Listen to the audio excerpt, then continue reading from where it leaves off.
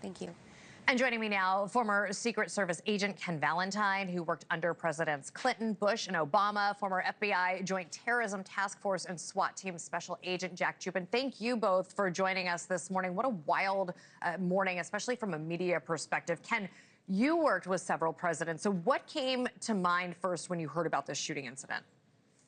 Well, the first thing that came to mind was how could this happen? Because the initial reports, which seemed to always be wrong, indicated that the shooter was inside the room, and so that represented an enormous security lapse. And now that we are getting more and closer to all the facts about this, we find out that no, as President Trump said, the shooting occurred at the first line of defense, and it was handled rapidly and successfully. And so I applaud the efforts there. It looks to me like the shooter picked the exact wrong place to try to run through the magnetometers, because he ran past an area that was under video surveillance by the hotel, and it showed you the setup way outside the mags. But as he approached the mags, he was taken down successfully. So, great for the Secret Service.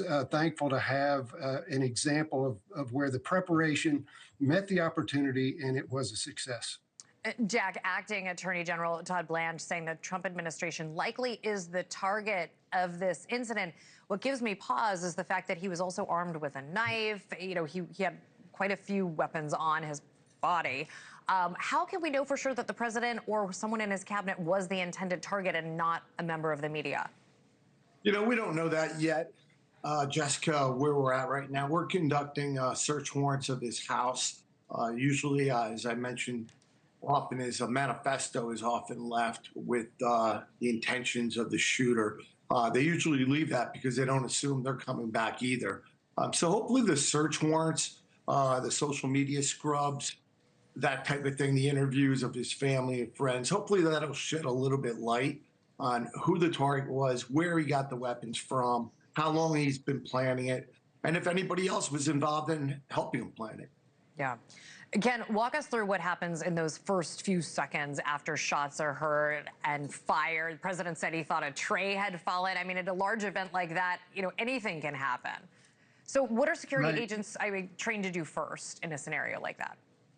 Well, the Secret Service, especially on the president's detail, the mission is to cover and evacuate. And so we set up these events. And like he said, he's pushing for this ballroom on the campus at the White House, which would be great, just because then you don't have to take the road show on the road. You have a home game every time you have one of these events. But, I've been to this hotel many, many times, supervised events there, and participated as an agent in events there. And nothing's easy. This hotel is extremely difficult. It's where Reagan was shot.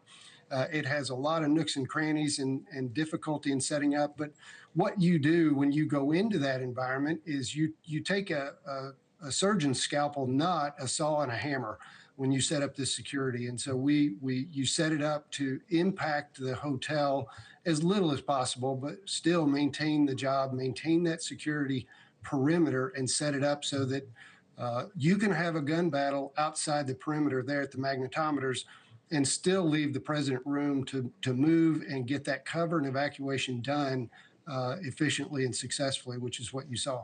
I'm glad you mentioned back in '81, Reagan being shot right outside. So, Jack, let me go to you now. The suspect rushed that screening checkpoint, was moving very quickly.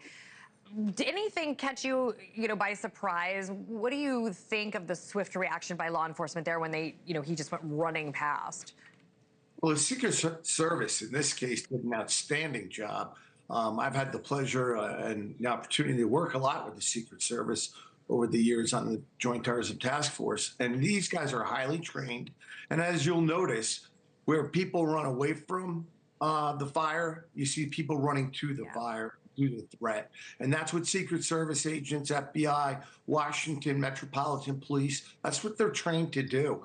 And a lot of these guys, especially like the counter assault team at Secret Service, they're highly trained tactical agents. And they know what they're doing, and they know how to handle a situation. So were they surprised? I guess we're always kind of surprised, but we're also kind of expecting something, and that's what we're trained to do.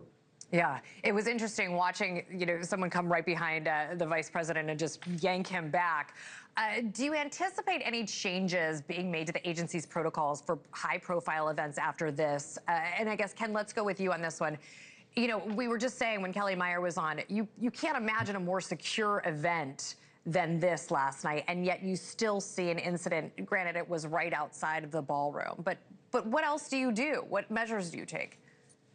Well, the name of the game is prevention. And, I wrote in my first book, Cheating Death, which the idea of putting out a book a couple of months before Trump was assassinated called Cheating Death by a former Secret Service agent, you can't make that up. But the name of the game is prevention. And so we take seriously the preparation for the opportunity to thwart this kind of attack. And the truth is that the prevention here worked. And so I do consulting with Sentinel Protection Solutions.